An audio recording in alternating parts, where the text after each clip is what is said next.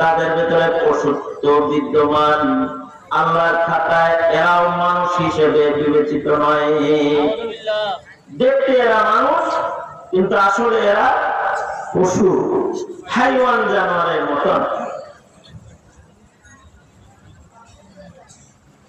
মানুষের ভেতরে যদি পশুর স্বভাব আছে, এই মানুষগুলো মানব সমাজে বসবাসের উপযুক্ত থাকে। ও মানুষের সমাজে বসবাস করতে তো মানুষের স্বভাব লাগে, কিন্তু দেখতে মানুষ, কিন্তু পশুর স্বভাব যদি থাকে তাহলে ও মানব সমাজে বসবাসের উপযুক্ত না। ওরা পশুর কাছে হয়তো চিড়িয়াখানা তাছাড়া জঙ্গলে পাঠায় দেওয়া উচিত।